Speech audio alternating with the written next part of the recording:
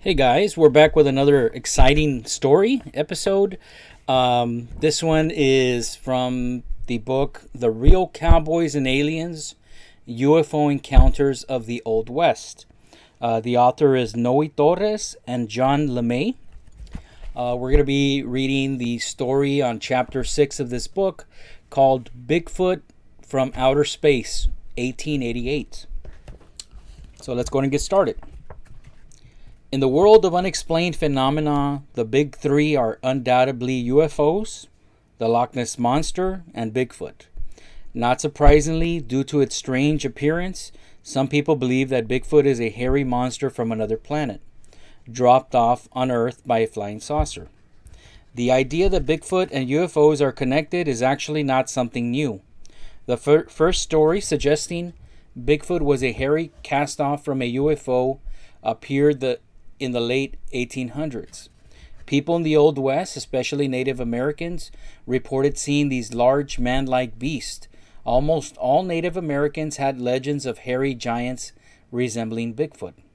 Some tales were stranger than others, and some even suggested that Bigfoot was a meat-eating cannibal.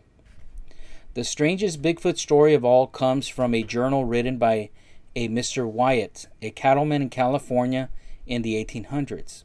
The incident happened in 1888 in Humboldt County in the Big Woods country, where Wyatt had spent the winter with a Native American tribe.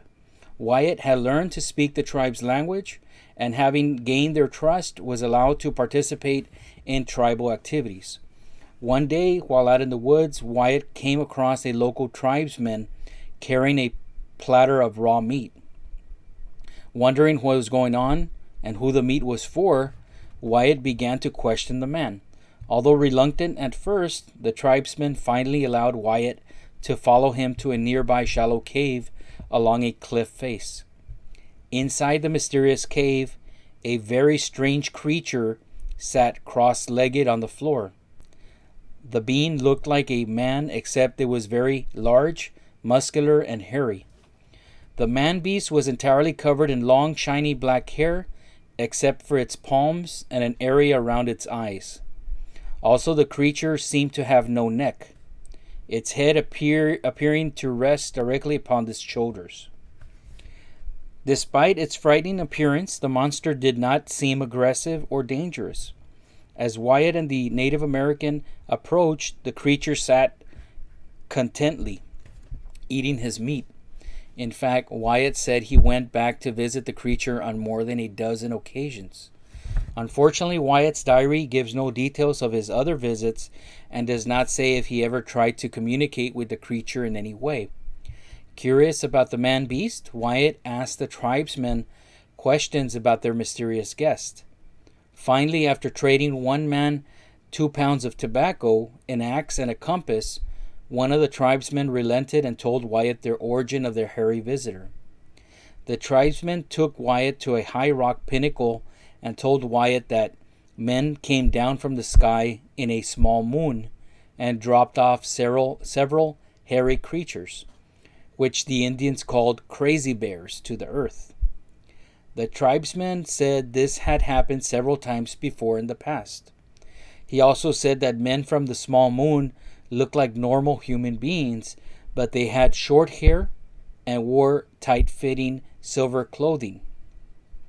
According to the tribesmen, the men even waved to the Indians in a friendly manner before closing the door to their spaceship and flying away.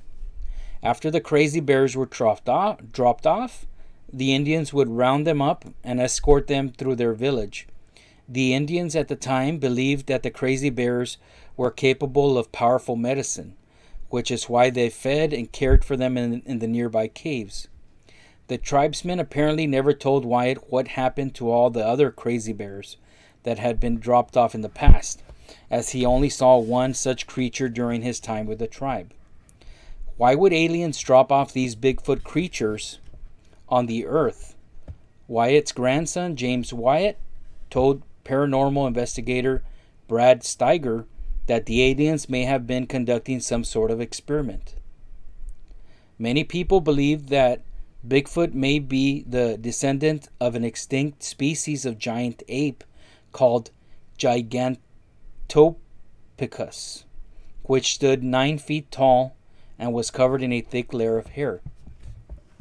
If the crazy bears were descended from these ancient apes, perhaps they originated on Earth and not in outer space.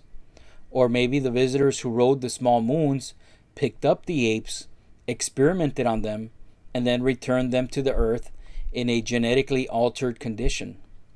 The story of the crazy bears is not the only tale to associate Bigfoot with UFOs. Many other Bigfoot sightings have occurred at the same places and times that UFOs were spotted. Some witnesses have even claimed to have seen a Bigfoot creature vanish into thin air as if it had stepped into another dimension. Perhaps this is why a Bigfoot has never been captured in the wild.